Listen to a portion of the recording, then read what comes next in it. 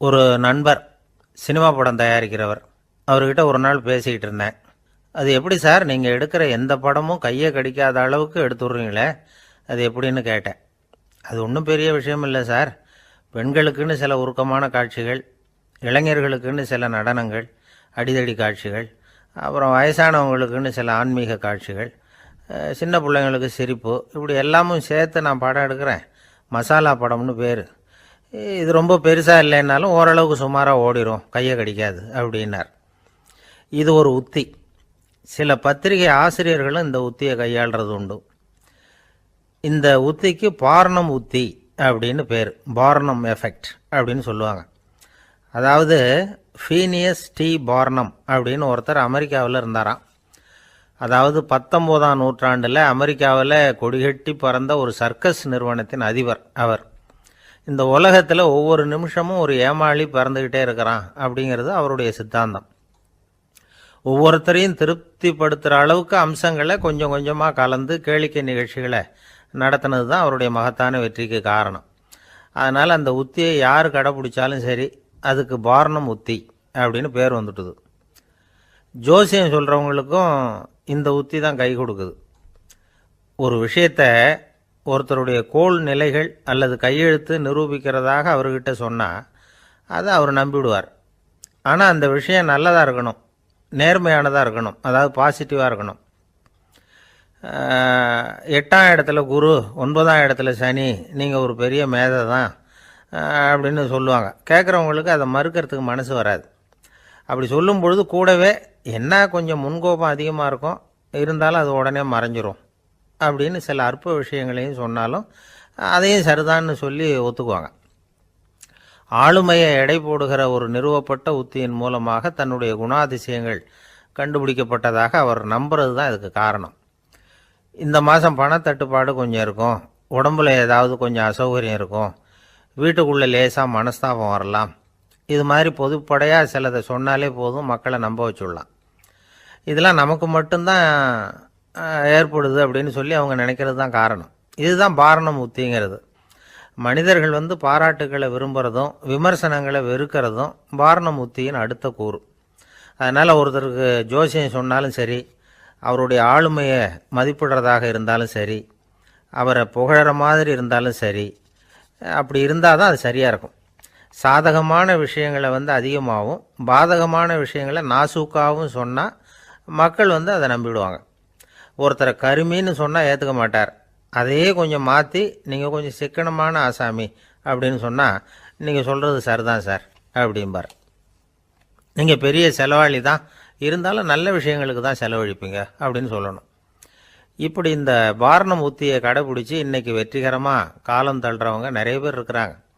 இந்த உலகத்தில் ஒவ்வொரு நிமிஷமும் ஒரு ஏமாளி பறந்துக்கிட்டே இருக்கிறான் அப்படிங்கிறது தான் ஃபீனியஸ் பார்னம் அவர்களுடைய நம்பிக்கை. அதை விட அடுத்தவங்களை ஏமாளியாக நினைக்கிற மனுஷர்கள் தான் இன்றைக்கி உலகத்தில் ரொம்ப அதிகம். ஒருத்தர் தன்னுடைய மேல் அதிகாரிகிட்ட போய், ஐயா ஒரு நாள் லீவு வேணும், என் தங்கச்சிக்கு கல்யாணம் அப்படின்னார். அவர் பார்த்தார், ஒரு 10 நிமிஷம் வெளியில் இருங்கன்னார். 10 நிமிஷம் கழித்து கூப்பிட்டார், இதை பாருங்கள், நீங்கள் சொல்கிறது பொய். இப்போ உங்கள் தங்கச்சிக்கு ஃபோன் பண்ணேன், அவங்க தனக்கு 2 வருஷத்துக்கு முன்னாடியே கல்யாணம் ஆகிட்டதாக சொல்கிறாங்க அப்படின்னார். உடனே இவர் சொன்னார், சார் இப்போ நீங்கள் சொல்கிறதும் பொய்யாக தான் இருக்கணும், ஏன்னா நிஜமாக எனக்கு ஒரு தங்கச்சியே கிடையாது அப்படின்னார். சில பேர் ஆளை பார்த்தா 60 வயசு மாதிரி தோணும், உண்மையான வயசு என்னன்னு பார்த்தா 40 அல்லது 45ம்பாங்க. சில பேரை பார்க்குறதுக்கு 45 மாதிரி தெரியும், உண்மையிலேயே 65 தாண்டி இருப்பாங்க.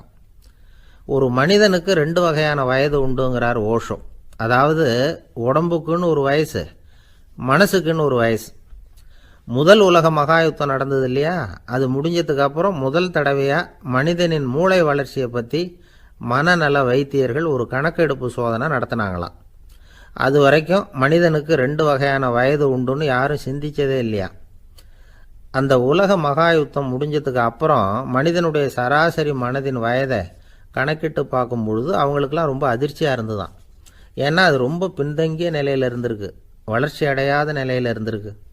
அவங்க கண்டுபிடிச்ச பிரகாரம் அப்போ மனசோட சராசரி வயசு என்ன தெரியுமா, 14. அப்படின்னா பார்த்துங்க, உடல் ரீதியாக ஒருத்தரோட வயசு 70 கூட இருக்கலாம், ஆனால் மனசோட வயசு 14 தான். இதுக்கு நேர்மாறாக அமைஞ்சு போச்சுன்னு வச்சுங்க. அதாவது ஒருத்தருக்கு உண்மையிலேயே 14 வயசு, அதாவது உடலோட வயசு 14, அவரோட மனசின் வயசு 70ன்னு வச்சுக்கோங்க. இப்படி அமைஞ்சுட்டுதுன்னா அவர் சீக்கிரம் ஞானத்தன்மை அடைஞ்சிருவார் அப்படின்னு அர்த்தம். இப்போ நமக்கெல்லாம் உடம்போட வயசு மனசோட வயசு ரெண்டும் ஒன்றா இருந்துட்டா அதுவே போதும், அதுவே பெரிய விஷயம். இப்போ எமர்சன் கிட்ட போய் ஒருத்தர் கேட்டாராம், உங்கள் வயசு என்ன அப்படின்னு. அவர் உடனே பதில் சொல்லியிருக்கார், 360 வருஷம் அப்படின்னாராம். கேட்டவர் குழம்பி போயிட்டார். அவர் என்ன சொல்கிறாரு, 360 வயசா? என்ன நம்ம காதில் தான் சரியாக விழலையா? எமர்சன் எப்பவும் உண்மையை பேசுகிற ஒரு சிறந்த அறிவாளி, அவர் இப்படிலாம் பொய் சொல்ல மாட்டாரே அப்படின்னு ஒரு யோசனை பண்ணிக்கிட்டே இவர் மறுபடியும் அவர் கிட்ட போனாராம். ஐயா, நீங்கள் சொன்னது சரியாக என் காதில் விழலை, அதனால் மறுபடியும் கேட்குறேன், உங்கள் வயசு என்ன அப்படின்னாராம். எமர்சன் மறுபடியும் சொல்லியிருக்கிறார் 360 வருஷம்னு. வந்தவருக்கு உண்மையிலேயே அதிர்ச்சியாக போட்டுது. அதுக்கப்புறம் மெதுவாக ஆரம்பித்தாராம், ஐயா நீங்கள் சொல்கிறத என்னால் ஏற்றுக்க முடியாது. எப்படி பார்த்தாலும் இப்போ உங்களுக்கு வயசு ஒரு 60க்கு மேலே இருக்காதுன்னு நினைக்கிறேன் அப்படின்னாராம். நீங்கள் சொல்கிறது சரிதான், அது என் உடம்போட வயசுன்னாராம் எமர்சன். அப்படின்னா ஏற்கனவே நீங்கள் சொன்னது அப்படின்னு கேட்டிருக்கார், அது என் மனசோட வயசு அப்படின்னாராம். நம்மளை பொறுத்த வரைக்கும் அறிவு தூசு படிஞ்சிருக்கு, அது மாதிரியே அன்பும் மாசுபட்டிருக்கு. இது ரெண்டையும் சுத்தம் பண்ண வேண்டியிருக்குது. அப்போ தான் நாம் சரியான வயசில் வாழ முடியும். ஒரு ஆசாமி இருக்கிறார், அவருக்கு உடம்போட வயசு அதிகம், மனசோட வயசு ரொம்ப குறைச்சல், குழந்த மாதிரி. அவர் ஒரு ஆஸ்பத்திரியில் படுத்திருக்கிறார். நர்ஸம்மா எல்லாருக்கும் மருந்து கொடுத்துட்டு போகிறாங்க. கொஞ்ச நேரம் கழித்து திரும்பி வந்தாங்க. அப்போ இவர் அந்த அம்மாவை கூப்பிட்டு சொல்கிறார், இதை பாருங்கள் சிஸ்டர், நீங்கள் எல்லாருக்கும் சின்ன சின்ன மாத்திரையாக கொடுத்துட்டு எனக்கு மட்டும் நீளமான மாத்திரையாக கொடுத்துட்டீங்க. முழுங்கிறதுக்கு ரொம்ப கஷ்டமாக போச்சு. இனிமேல் எனக்கும் சின்ன மாத்திரையாக கொடுங்க சிஸ்டர் அப்படின்னாராம். அந்த அம்மா உடனே அதிர்ச்சியாகி தலையில் அடிச்சுக்கிட்டாங்களாம். நான் கஷ்டப்பட்டு மாத்திரையை முழுங்கினத்துக்கு நீங்கள் ஏம்மா தலையில் தட்டிக்கிறீங்க அப்படின்னு கேட்டிருக்காரு இவர். இதுக்கு அவங்க சொல்லியிருக்கிறாங்க, நான் உங்களுக்கு கொடுத்துட்டு போனது மாத்திரை இல்லைங்க, அது தெர்மாமீட்டர் அப்படின்னாங்களாம். ஒரு நாள் காலை நேரம் ஒரு குரு படுக்கையை விட்டு எழுந்திருக்கிறார். உடனே சீடர்களை பார்த்து எல்லாரும் இப்படி வாங்கங்கிறார். எல்லாரும் வர்றாங்க வேகமாக. என்னங்க வேணும் உங்களுக்கு அப்படிங்கிற மாதிரி எல்லாரும் குருவை பார்த்தாங்க பயபக்தியோட. குரு அந்த சீடர்களை பார்த்து, இதை பாருங்கள், இப்போ நான் ஒரு சிக்கலான விவகாரத்தில் மாட்டிக்கிட்டு இருக்கிறேன், அதை நீங்கள் தீர்த்து வச்சா நல்லதுன்னார். சீடர்களுக்கு ஒன்றும் புரியல. என்ன இது இவர் இப்படி சொல்கிறாரு, நமக்குள்ள எல்லா விவகாரங்களையும் தீர்த்து வைக்கிறவர் நம்ம குருநாதர், அவருடைய விவகாரத்தை நாம் தீர்த்து வைக்கிறதா? ஆச்சரியமாக இருக்குதே, குருநாதருக்கே சிக்கலா அப்படின்னு யோசனை பண்ண ஆரம்பித்தாங்க. இருந்தாலும் ரொம்ப பணிவாக கேட்டாங்க, சுவாமி உங்களுக்கே சிக்கலா? இந்த உலகத்து சிக்கல்களுக்கும் சிரமங்களுக்கும் அப்பாற்பட்டவர் அல்லவா தாங்கள், அப்படிப்பட்ட உங்களுக்கு சிக்கல்னா அது எப்படி அப்படின்னாங்க. எனக்கு ஏற்பட்டிருக்கிற சிக்கல் அவ்வளவு பெருசு, ரொம்ப பெரிய விவகாரம் அது அப்படின்னார் குரு. கொஞ்சம் விவரமாக சொல்லுங்க அப்படின்னாங்க இவங்க. இப்போ அந்த குரு விவரத்தை சொன்னார். அதாவது நேற்று ராத்திரி நான் ஒரு கனவு கண்டேன். அந்த கனவில் நான் ஒரு பட்டாம்பூச்சியாக மாறிட்டேன். அப்படி மாறி ஒவ்வொரு மலராக பறந்து போய் உட்காந்து தேன் சாப்பிட்டேன் அப்படின்னார். சீடர்கள் இதை கேட்டதும் ரொம்ப திகைச்சு போயிட்டாங்க. என்ன இது, இது ஒரு பெரிய பிரச்சனையா? ஒரு சாதாரண கனவு கண்டதுக்காகவா இந்த காலை வேளையில் நம்மளையெல்லாம் குருநாதர் இவ்வளவு அவசரமாக கூப்பிட்டுருக்கார் அப்படின்னு நினச்சாங்க. இருந்தாலும் கேட்டாங்க, இதில் என்ன சிக்கல் சுவாமி? கனவுங்கிறது எல்லாருக்கும் வரத்தானே செய்யும் அப்படின்னார் ஒரு சீடர். சீடர்களே, பிரச்சனை அது இல்லை. நான் இன்னைக்கு காலையில் கண்ணு முழிச்சு பார்த்தப்போ நான் நானாக மறுபடியும் மாறிட்டேங்கிறத தெரிஞ்சுக்கிட்டேன். இதில் சிக்கல் என்னன்னா, இப்போ அந்த பட்டாம்பூச்சி தான் நானாக ஆயிட்டதாக கனவு கண்டுகிட்டு இருக்கா அப்படிங்கிறது தான். ஒரு மனுஷன் பட்டாம்பூச்சி ஆகிறதாக கனவு காண முடியுங்கிறப்போ அந்த பட்டாம்பூச்சியும் மனுஷனாக ஆகிறதாக கனவு காண முடியும் இல்லையா? இப்போ எனக்கு யதார்த்த நிலை தெரியணும், எது நிஜம்னு தெரியணும். நேற்று ராத்திரி நான் கண்டது கனவா, அல்லது இது பட்டாம்பூச்சி கண்டுகிட்டு இருக்கிற கனவா? இதுதான் குரு கேட்ட கேள்வி. இதை கேட்டதும் சீடர்கள் ரொம்ப குழம்பி போயிட்டாங்க. சுவாமி, இது வரைக்கும் நாங்கள் தூங்குறப்ப பார்க்கறது கனவுன்னு, மூழ்கிட்டு இருக்கிறப்ப பார்க்கறது நனவுன்னு நம்பிக்கிட்டு இருக்கிறோம். இப்போ எங்களை ரொம்ப குழப்பிட்டீங்க, இதுக்கு பதில் சொல்ல எங்களுக்கு சக்தி இல்லை அப்படின்னு சொல்லிவிட்டாங்களாம். அதுக்கப்புறம் அந்த குரு சொன்னாராம், நினைவு தான் முக்கியமான அம்சம். முடிவு கட்டம்னா பகலின் நினைவுகளை விட இரவின் கனவுகளே ரொம்ப உண்மை. ஒருத்தன் தூங்க போனால் தூங்கிக்கிட்டே இருந்தால் அவன் காணும் கனவு பொய்ங்கிறத அவன் உணர மாட்டான். ஒவ்வொரு கனவும் காணும் பொழுது அது ரொம்ப உண்மையாக தான் தெரியுது. ஒரு கனவு கூட உண்மை இல்லைன்னு கனவுல தோன்றுவதே இல்லை அப்படின்னார் குரு. அகில வாழ்வு அத்தனையும் சொற்பனம் கண்டாய் அப்படிங்கிறார் தாயுமானவர். ஆகையினால நம்ம கனவுலேருந்து நாம் என்னைக்கு முழிச்சிக்க போகிறோம் அப்படிங்கிறது தான் ஒரு முக்கியமான கேள்வி. ஒருத்தர் வந்தார், காலில் கட்டோடு வந்தார். என்னங்க காலில் கட்டுன்னு? சார், நேற்று ராத்திரி தூக்கத்தில் எங்கள் வீட்டு கூரையில் ஏணியை சாத்தி வச்சு இறங்கினப்போ வழுக்கி விழுந்து காலை உடச்சிக்கிட்டேன்னார். உங்கள் வீட்டில் தான் ஏணியே கிடையாது சார் அப்படின்னு. உண்மைதான் சார், நான் கீழே விழுந்து முழிச்சுக்கிட்டதுக்கு அப்புறம் தானே ஏணி இல்லைங்கிறது எனக்கு ஞாபகம் வந்தது அப்படின்னார். எனக்கு அதிர்ஷ்டமே இல்லை சார் அப்படின்னார் ஒருத்தர். ஏன் அப்படி சொல்கிறீங்கன்னு கேட்டோம். வியாபாரம் பண்ணலாம்னு ஒரு கடை வச்சேன். வேண்டிய போட்டவங்க கூட என் கடையில் எதுவும் வாங்க மாட்டேங்கிறான். எல்லாரும் அடுத்த கடைக்கு தான் போகிறான் அப்படின்னு சொல்லி ரொம்ப அழுத்துக்கிட்டார். இதுக்கு போய் அதிர்ஷ்டம் இல்லைன்னு சொல்லாதீங்க. வாடிக்கையாளர்களை கவர்றது எப்படிங்கிறது உங்களுக்கு தெரியல, அதுதான் குறை அப்படின்னும். சார், உங்களுக்கு தெரிஞ்ச அந்த ரகசியத்தை எனக்கும் கொஞ்சம் சொல்லி கொடுங்களேன் அப்படின்னார். சரி, உங்கள் காதை இப்படி கொடுங்க அப்படின்னு சொல்லி அது சம்பந்தமாக பெரிய வல்லுநர்கள் சொல்லியிருக்கிற கருத்துக்களை அவர்கிட்ட சொல்ல ஆரம்பித்தோம். அதாவது இந்த வாடிக்கையாளர்களை கவர்றதுக்கு வல்லுநர்கள் பல ஆலோசனைகளை ஏற்கனவே சொல்லி வச்சிருக்கிறாங்க. அது சம்பந்தமாக அனுபவப்பட்டவங்க, அதை தெரிஞ்சு வச்சுக்கணும். அதாவது கடை வச்சிருக்கிறவங்க எல்லாரும் இதை கொஞ்சம் காதில் வாங்கி வச்சுக்கணும். எதை இப்போ சொல்ல போகிறத. எப்பவும் பணத்தை சம்பாதிக்கிறதுலேயே குறியாக இருக்கக்கூடாதான். அதை விட முக்கியமாக நீங்கள் சம்பாதிக்க வேண்டியது வாடிக்கையாளர்களுடைய மன நிறைவு. வர்றவங்க திருப்தியோடு போகணும், அது முக்கியம். அதில் கவனமாக இருக்கணும். கடைக்கு வர்ற ஒருத்தர் ஏதாவது ஒரு குறை சொல்கிறாருன்னு வச்சுங்க, அதை அலட்சியப்படுத்தக்கூடாது. ரொம்ப அக்கறையோடு அதை காது கொடுத்து கேட்கணும். அப்படியா சார், அதை நான் அவசியம் கவனிக்கிறேன் அப்படின்னு சொல்லணும். ஒருத்தர் வரார், சார் நேற்றுக்கு உங்கள் கடையில் இதை நான் வாங்கிட்டு போனேன், வீட்டில் இது வேணான்னு சொல்லிவிட்டாங்க, திருப்பி கொடுக்கறதுக்காக தான் வந்திருக்கிறேன் அப்படின்னு சொல்லி திருப்பி கொடுக்குறார். உடனே நீங்கள் முகம் சுளிக்கக்கூடாது, எரிச்சல் படக்கூடாது. வழக்கம் போல் நிதானமாக முகம் அலர்ச்சியோடு அதை திருப்பி வாங்கிக்கணும். இவ்வளவு ரூபாய்க்கு சாமான் வாங்கினா இந்த ஸ்பூன் அன்பளிப்பு, இப்படி ஏதாவது கொடுக்கலாம். பண்டிகை காலங்கள்லேயும் பொருள்கள் வாங்குறவங்களுக்கு இப்படி ஏதாவது பொருத்தமாக ஒரு அன்பளிப்பு கொடுக்கலாம். நீங்கள் கொடுக்கறது ஒரு சர்வசாதாரணமான பொருளாக இருந்தால் கூட அது வாங்குற ஒரு மனசில் ஒரு மகிழ்ச்சியை ஏற்படுத்தும். எதுவும் உங்களால் கொடுக்க முடியலன்னா உங்கள் முகம் நிறைஞ்ச சிரிப்பியாவது கொடுங்க, அது போதும். உங்கள் கடையில் இல்லாத ஒரு பொருளை வாடிக்கையாளர் கேட்குறார், உடனே இல்லைன்னு முகத்தில் அடித்தது மாதிரி சொல்லிடக்கூடாது. கொஞ்சம் உட்காருங்க சார் அப்படின்னு சொல்லி உங்கள் பணியாளர் யாரையாவது அனுப்பி வெளியிலேருந்து வாங்கிட்டு வர சொல்லி அவர்கிட்ட கொடுக்கலாம். சில பேர் உங்கள் கடைக்கு வரும்பொழுது அவங்க வீட்டு குழந்தைகளையும் கூப்பிட்டுக்கிட்டு வர்றாங்கன்னு வைங்க.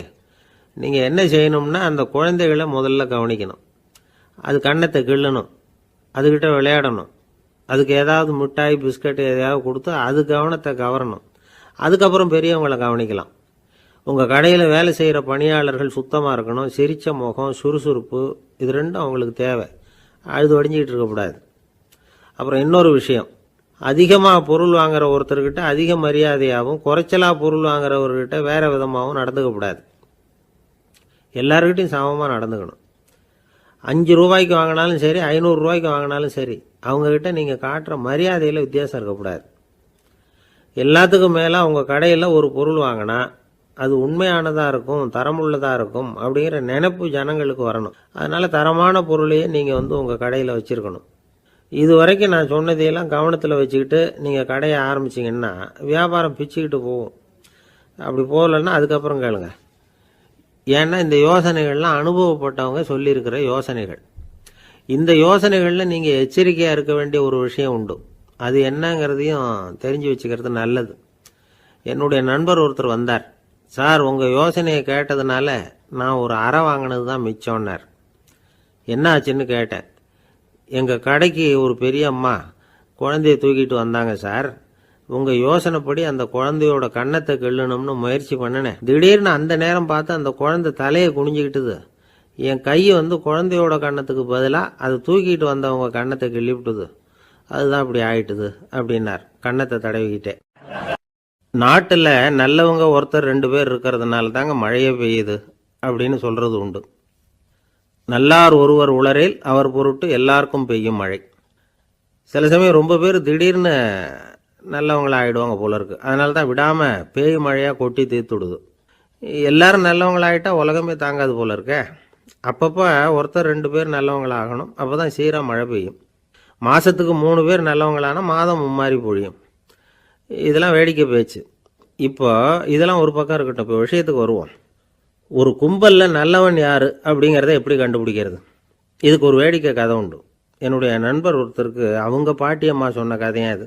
அது என்ன கதைன்னா, ஒரு ஊரில் ஒரு சமயம் பலமான மழை பெய்ய ஆரம்பிச்சுட்டு தான். இடி மின்னல் ரொம்ப கடுமையாக இருந்திருக்குது. ஆரம்பித்த மழை வர வர கடுமையாக ஆகிட்டு இருக்குதே தவிர நிற்கிற பாடாக தெரியல. ஊர் ஜனங்கள்லாம் பார்த்தாங்க. இதுக்கு மேலேயும் வீட்டுக்குள்ளே இருந்தால் ஆபத்துங்கிறத புரிஞ்சுக்கிட்டாங்க. ஏன்னா வீடெல்லாம் இடிஞ்சி விழுந்துருமோங்கிற பயம். உடனே எல்லாரும் புறப்பட்டு ஊருக்கு பொதுவாக இருந்த ஒரு மண்டபத்தில் போய் தங்கிக்கிட்டாங்க. மின்னல் கடுமையாக இருந்தது. இடி எந்த நேரத்துலையும் விழலாம்ங்கிற நிலைமை. எப்போ விழலாம்னு பார்த்துக்கிட்டு இருக்குது. அந்த மண்டபத்தில் இருந்த ஜனங்கள் மனசுக்குள்ள ஒரு பயம். நம்ம கூட்டத்தில் யாராவது ஒரு கெட்டவன் பாவம் பண்ணவன் இருந்தால் கூட இடி இந்த மண்டபத்தில் விழுந்துரும். அது எல்லாருக்கும் ஆபத்து அப்படின்னு நினச்சாங்க. சரி, இதுக்கு என்ன பண்ணலாம் அப்படின்னு யோசனை பண்ணாங்க. அந்த கூட்டத்தில் ஒரு பெரியவர் இருந்தார். அவர் ஒரு யோசனை சொன்னார். இதை பாருங்க, அதுக்கு ஒரு வழி இருக்குது. அதோ எதிர்த்தாப்புல கொஞ்சம் தூரத்தில் ஒரு உயரமாக மரம் ஒன்று இருக்குது பாருங்க. பொதுவாக இடி சுலபமாக விழறது அது மாதிரி உயரமான மரத்தில் தான். நம்ம கூட்டத்தில் இருக்கிறவங்க எல்லாரும் ஒவ்வொருத்தராக போய் அந்த மரத்தை தொட்டு விட்டு திரும்பி வந்துடணும். நம்மள பாவம் பண்ணவன் யாரோ அவன் அந்த மரத்தை தொடுற சமயத்தில் இடி விழுந்துடும். அவன் மட்டும் போயிடுவான். மண்டபத்தில் இருக்கிற நாமெல்லாம் பொழைச்சிக்கலாம் அப்படின்னு ஐடியா கொடுத்தார் அந்த பெரியவர். இது நல்ல யோசனையாக பட்டது. எல்லாரும் ஒத்துக்கிட்டாங்க. ஒவ்வொருத்தராக போய் அந்த மரத்தை தொட்டு விட்டு திரும்பி வந்தாங்க. இடி எதுவும் விழலை. இன்னமும் பாவம் பண்ண ஆசாமி அதை போய் தொடலை போல இருக்கு அப்படின்னு நினச்சிக்கிட்டாங்க. ஒவ்வொருத்தராக போகிறாங்க. எல்லாரும் போய் தொட்டு விட்டு வந்தாச்சு. இன்னும் ஒரே ஒரு ஆசாமி தான் பாக்கி. கடைசியாக இருந்த அந்த ஆள் பயந்துட்டான். இது வரைக்கும் இடி விழலைன்னா இப்போ என்ன அர்த்தம்? இப்போ நாம தான் பாக்கி, நாம தான் தப்பு பண்ண ஆள் போல இருக்கு அப்படின்னு நினச்சிட்டான். அதனால் துணிச்சலாக போய் தொடுறதுக்கு பயந்தான். தயங்கிக்கிட்டே இருந்தான். இருந்தாலும் மற்றவங்கள்லாம் சும்மா இருப்பாங்களா? கட்டாயப்படுத்தி கழுத்தை பிடிச்சி தள்ளாத குறையா அவனை தள்ளி விட்டாங்க. போய் தொட்டுட்டு வாடான்னு. அவன் நடுங்கிட்டே போய் அந்த மரத்தை தொட்டான். அதே வினாடி ஒரு பயங்கரமான மின்னல் இடி விழுந்துட்டுது. எங்கே விழுந்தது தெரியுமா? அந்த ஆள் மேலே இல்லை, மண்டபத்தில் விழுந்தது. மண்டபத்தில் இருந்தவங்க பூரா காலி. அந்த ஒரு ஆள் மட்டும் புழைச்சிக்கிட்டான். இந்த ஒரு ஆளை காப்பாற்றுறதுக்காக தான் இடி மண்டபத்தில் விழாமல் இருந்திருக்குது. இதுதான் கதை. அதனால் நல்லவங்க எப்படியும் தப்பிச்சுக்குவாங்க அப்படிங்கிறது ஒரு நீதி. ஒருத்தன் அப்படி தான் தெருவில் நடந்து போய்கிட்டு இருந்தான். ரொம்ப நல்லவன். எதிரில் ஒருத்தன் சைக்கிளில் வந்துக்கிட்டு இருந்தான். அதில் மோதி இவன் கீழே விழுந்துட்டான். சைக்கிள்காரன் உடனே இறங்கி இவனை தூக்கி விட்டான். இவன் எழுந்திரிச்சு அவனை முறைச்சி பார்த்தான். அப்படி பார்க்காதீங்க சார், நீங்கள் ரொம்ப புண்ணியம் பண்ணியிருக்கீங்க, அதுதான் இப்போ சைக்கிளில் மோதிக்கிட்டீங்க அப்படின்றான். என்ன அப்படி சொல்கிறேன் நான்? இவன் 10 நிமிஷத்துக்கு முன்னாடி நான் லாரி ஓட்டிகிட்டு வந்தேன், அப்போ நீங்கள் எதிரில் வந்திருந்தீங்கன்னா என்ன ஆயிருக்கும் அப்படின்னானா அவன். ஒரு ஆள் இருந்தான், நிறைய பணம் சம்பாதிச்சான். ஆனால் செலவு பண்ண மனசு வரல, கருமி. அவன் என்ன பண்ணா, சேர்த்த பணம் பூராவையும் ஒரு மரத்தடியில் புதைச்சி வச்சிருந்தான். வாரத்துக்கு ஒரு தடவை அந்த மரத்தடிக்கு வருவான். புதைச்ச இடத்த ஆவலோட பார்த்துக்கிட்டு இருப்பான். அதுக்கப்புறம் போயிடுவான். அவ்வளவுதான். ஒரு நாள் ஒரு திருடன் வந்தான். இவன் புதைச்சி வச்சிருந்ததெல்லாம் எடுத்துட்டு போட்டான். இது தெரிஞ்சு போச்சு. அந்த கருமி புலம்ப ஆரம்பிச்சிட்டான். இவன் புலம்பலை கேட்டதும் அக்கம் பக்கத்தில் இருந்தவங்க எல்லாம் ஓடி வந்தாங்க. என்ன விஷயம்னு விசாரிச்சாங்க. இவன் சொன்னான். ஒரு பெரியவர் கேட்டார், ஏப்பா வார வாரம் இந்த இடத்த பாக்குறதாக சொன்னியே, எப்பவாவது இதுல இருக்கிற பணத்தை எடுத்து செலவு பண்ணிருக்கியா அப்படின்னு கேட்டார். நான் அப்பப்போ அதை பாக்குறது தான் வழக்கம், அதை தொட்டதே இல்லைன்னு. அவன் சரி அப்படின்னா இப்போ நீ அதே மாதிரி வார வாரம் ஒரு தடவை இந்த இடத்த பார்த்துட்டு போகலாமே அப்படின்னாராம் அந்த பெரியவர். அதுவும் சரிதானே, எவ்வளவு காலமானாலும் அவன் அந்த பணத்தை எடுத்து செலவு பண்ண போறதில்ல. அப்படி இருக்கிறப்ப உள்ளே பணம் இருந்தாலும் ஒண்ணுதான், இல்லாம போனாலும் ஒண்ணுதான். இதிலிருந்து என்ன புரியுதுன்னா, ஒருத்தர் கிட்ட இருக்கிற பணத்தை கொண்டு அவர் பணக்காரரா ஏழையா அப்படின்னு முடிவு செய்யறது சரியில்லை. அந்த செல்வத்தை அனுபவிக்கிற திறன், பயன்படுத்துற திறன், அதை வச்சுதான் அவர் ஏழையா பணக்காரரா அப்படிங்கிறத நிர்ணயம் பண்ணணும். அதுதான் சரி. செலவு பண்ண தெரியாதவன் சேகரம் பண்ணிட்டே இருக்கிறதுனால என்ன பிரயோஜனம்? தலைமுடியே இல்லாதவன் தாராளமா சீப்புகளை வாங்கி சேகரம் பண்றது மாதிரி தானே இது. சில சமயம் செலவு பண்ண நாம தயாரா இருந்தா கூட அந்த செல்வம் நமக்கு பயன்படுறதில்லை. அரேபியாவில் ஒரு நகை வியாபாரி விலை உயர்ந்த முத்துக்களை எல்லாம் அவர் வச்சு வியாபாரம் பண்ணிட்டு இருந்தார். அவர் ஒரு சமயம் ஒரு பாலைவனம் வழியா போயிட்டு இருக்கிறார் ஒட்டகத்துல. அப்போ திடீர்னு கடுமையான புயல் வீச ஆரம்பிச்சுட்டு திசை தவறி இவர் எங்கேயோ வந்துட்டார். கூட வந்தவங்களையும் காணல, எங்க போனாங்களும் தெரியல. இவர் ரொம்ப பயந்து போய் அங்கே எங்கேயுமா அலைஞ்சு திரியிறார். வழியே தெரியல. பசி கடுமையாயிட்டுது. ஒட்டகத்து முதுகுல ஒரு மூட்டை இருந்தது. அதை பிரிச்சு பார்த்தார். உள்ள ஏதாவது இருக்கான்னு தேடி பார்க்கிறார். அது வரைக்கும் கண்ணில் தட்டுப்படாத அபூர்வமான ஒரு பை கண்ணில் போட்டது. ஆஹா, அதுல ஏதாவது சாப்பிட்றதுக்கு இருக்கும் அப்படின்னு நினைச்சு ஆவலா அதை பிரிச்சு பார்க்கிறார். அந்த பையில விலை உயர்ந்த முத்துக்கள் நிறைய இருந்துதான். அப்பதான் அவர் நினைச்சாராம், விலை உயர்ந்த முத்துக்கள் கூட சாப்பிடுறதுக்கு உணவாக முடியாது அப்படிங்கிறத புரிஞ்சுக்கிட்டாராம். எந்த நேரத்துல எது நமக்கு தேவையோ அது நமக்கு தாராளமா கிடைக்கணும். அப்படி அது கிடைக்கிறதுக்கு நம்ம கிட்ட இருக்கிற செல்வம் பயன்படணும். அது நமக்கும் பயன்படலாம், நம்ம மூலமா அடுத்தவங்களுக்கும் பயன்படலாம். அதுதான் செல்வத்தின் பயன். ஒரு மரத்தடியில ஒருத்தன் உட்காந்து அழுதுகிட்டு இருந்தான். அந்த பக்கமா வந்த இன்னொருத்தன் ஏப்பா அழுதுகிட்டு இருக்கிறேன்னு கேட்டான். இந்த இடத்துலதான் பூமிக்கு அடியில பணம் இருக்குது, புதைச்ச இடம் தெரியல, அதான் அழறேன் அப்படின்னா. நல்லா ஞாபகப்படுத்தி பாரு, எந்த இடத்துல புதைச்ச அப்படின்னு கேட்டான் இவன். அது எப்படி எனக்கு தெரியும்? புதைச்சு வச்சிருக்கிறவன் நான் இல்லையே, எங்க எழுத்து விட்டுக்காரன் அப்படின்னானா இவன். ஒரு நாள் ஒரு 10-15 பள்ளிக்கூடத்து பிள்ளைங்க தேடிட்டு வந்தாங்க. உங்களை பார்த்துட்டு தான் போகணும், அதுக்காக தான் வந்திருக்கோம்னாங்க. என்ன விஷயம்னு கேட்டோம். நாங்கள்லாம் கூடி ஒரு முடிவு பண்ணியிருக்கிறோம், அதை உங்ககிட்ட சொல்லணும் அப்படின்னாங்க. அதுவும் ஒரு வாண்டு பையன் அதை சொன்னான். என்ன முடிவு அது அப்படின்னு கேட்டோம் ரொம்ப ஆர்வமாக. அதை இப்போ சொல்ல மாட்டோம், எங்களுக்கு பிடிக்கிற மாதிரி ஏதாவது ஒரு தகவல் சொன்னால் அதுக்கப்புறம் நாங்கள் அதை சொல்கிறோம் அப்படின்னா அந்த வாண்டு பையன். சரி, சின்ன பையன்கிட்ட இன்றைக்கி வசமாக மாட்டிக்கிட்டோம் அப்படின்னு நினச்சிக்கிட்டு அவங்களுக்கு தகுந்த மாதிரி ஒரு கதை சொல்ல ஆரம்பித்தோம். அது என்ன கதைன்னா, ஒரு பெரிய காடு, அதில் பலவிதமான மிருகங்கள். அந்த காட்டுக்கு ஒரு சிங்கம்தான் ராஜா. எப்பவும் காட்டுக்கு அது தானே ராஜா. ஒரு பெரிய யானைக்கு இது பொறுக்கலை. என்ன இது, எப்போ பார்த்தாலும் இங்கே சிங்கத்துக்கே ராஜா பதவி கிடைக்கிது, நான்லாம் எவ்வளவு பலசாலியாக இருக்கிறேன், அப்படி இருந்தும் எனக்கு அந்த பதவி கிடைக்கலையே அப்படின்னு தனக்குள்ளே பொறுமிக்கிட்டே இருந்தது. ராஜா பதவியை நினச்சி ரொம்ப ஏக்கம், அதுக்கு பதவி மோகம். இந்த சமயம் பார்த்து ஒரு குள்ள நரி கூட்டம் அதை தேடிட்டு வந்தது. ஐயா பெரியவங்களே, நீங்கள் இந்த காட்டுக்கு ராஜாவாக இருக்க ஆசைப்படுறீங்க, அதில் ஒன்றும் தப்பு இல்லை. ஆனால் அதுக்கு முன்னாடி நீங்கள் எங்கள் கூட்டத்துக்கு கொஞ்ச நாள் தலைவராக இருங்க, அதாவது ராஜாவாக இருங்களேன், உங்களுக்கும் ஒரு ட்ரைனிங் கிடைச்சது மாதிரி இருக்கும் அப்படின்னு சொல்லியிருக்குது இந்த கூட்டம், குள்ளநெறி கூட்டம். இதை கேட்ட உடனே யானைக்கு ரொம்ப சந்தோஷம் தாங்கலை. அதுதான் எப்போன்னு பதவிக்காக காத்துக்கிட்டு இருக்குதே. இருந்தாலும் கொஞ்சம் பிகுவோட, சரி நீங்கள்லாம் இவ்வளோ தூரம் என்னை தேடிட்டு வந்து கேட்கறதுனால மறுக்க முடியல அப்படின்னு ரொம்ப ஏதோ அவளுக்கு சிரமப்பட்டு ஒத்துக்கிறது மாதிரி ஒத்துக்கிட்டது. ஏதோ உங்கள் ஆசைக்கு கட்டுப்படுறேன், கொஞ்ச நாள் உங்கள் கூட்டத்துக்கு ராஜாவாக இருக்கிறதுக்கு சம்மதிக்கிறேன் அப்படின்னுது. உடனே அந்த யானை ராஜ நடை போட ஆரம்பிச்சிட்டுது. யானை சாதாரணமாக நடந்தாவே எப்படி இருக்குங்கிறது நமக்கு தெரியும். அதுவே ராஜ நடை நடந்தால் எப்படி இருக்கும் கற்பனை பண்ணி பாருங்கள். யானை முன்னாடி கம்பீரமாக போய்கிட்டு இருக்குது, தலைவர் இல்லையா, அதனால் குள்ள நரிகள்லாம் ரொம்ப அடக்கமாக அது பின்னாடி அணிவகுத்து போயிட்டு இருக்குது. ராஜா வாழ்க, மன்னர் வாழ்க அப்படின்னு கோஷம் வேற. யானைக்கு தலைகால புரியல, அவ்வளவு சந்தோஷம். அந்த யானைக்கு செருக்கு, ஆணவம் எல்லாம் ஏற்பட்டு போச்சு.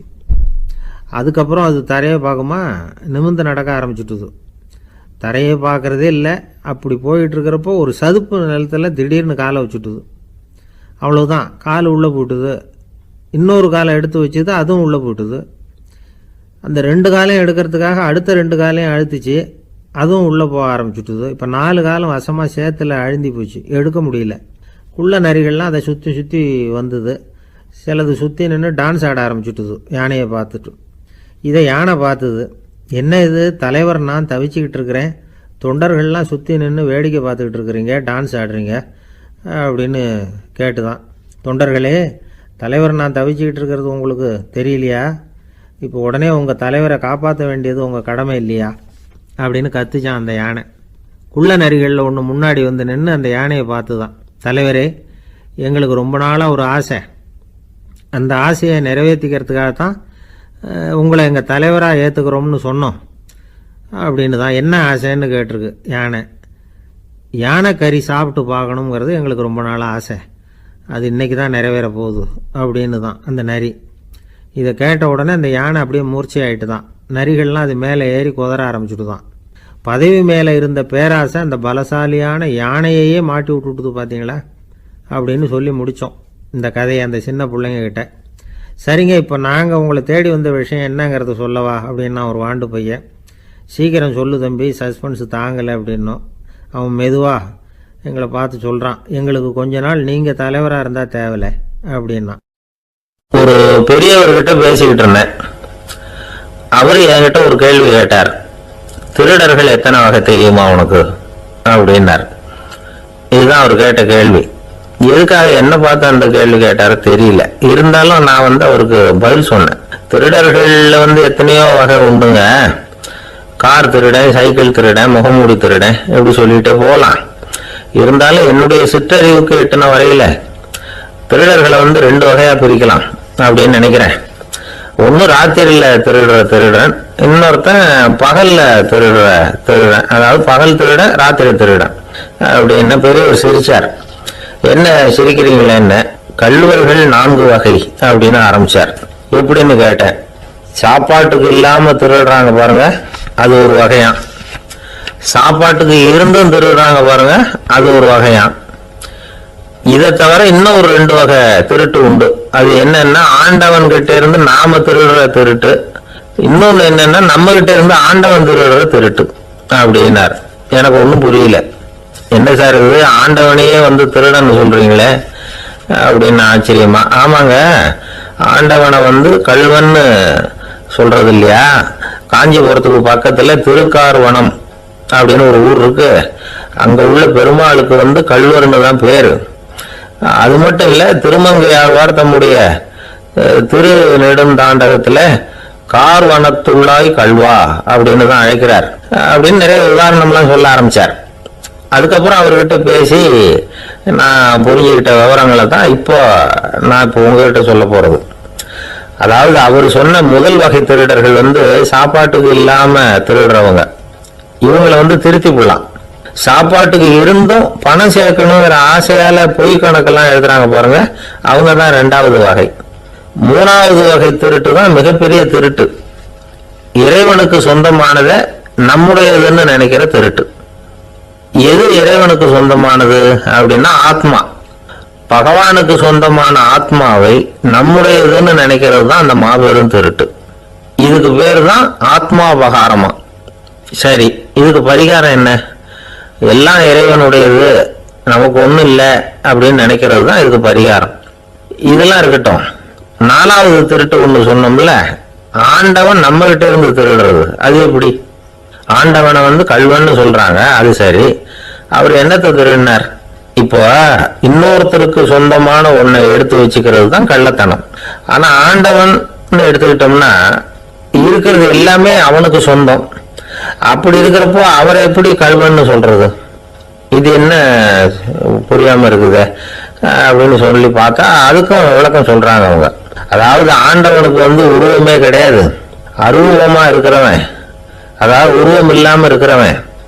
அப்படி உள்ள பகவான் நம்மள மாதிரி உருவத்துல இருக்கிறான். நம்மள மாதிரியே கையை காலு மூக்கெல்லாம் இருக்குது ஆண்டவனுக்கு. இந்த உருவம் நம்ம கிட்ட இருந்து திருடினது தானே. அவன் தன்னுடைய உண்மையான திருமணியை நமக்கு காட்டாம, அதாவது தரிசனம் கொடுக்காம இருக்கிறது கள்ளத்தனம் தானே. அதனால்தான் இதுவும் ஒரு பெரிய திருட்டு, இருக்கிறதுலயே மிகப்பெரிய திருட்டு அப்படிங்கிறார். என்கிட்ட பேசிக்கிட்டு இருந்தாரு, இந்த விஷயம்லாம் சொல்லிட்டு இருந்தாரு இந்த பெரியவர். அதாவது திருட்டை ஆன்மீக நோகத்துல அவர் பாக்குறார். நம்ம பார்வையில இதை விட அபூர்வமான திருட்டுலாம் இங்க உண்டு. அபூர்வமான திருடர்களும் உண்டு. ஒரு திருடன் சிறையிலிருந்து விடுதலையாகி வெளியில போனான். கொஞ்ச நாள்ல மறுபடியும் திரும்பி ஜெயிலுக்கு வந்துட்டான். அப்போ சிறை அதிகாரி அவனுக்கு அறிவுரை சொன்னாராம். ஏன்பா, இப்படி அடிக்கடி தப்பு பண்ணிவிட்டு ஜெயிலுக்கு வந்துடுறிய, உனக்கு சொந்த பந்தம் எதுவும் இல்லையா?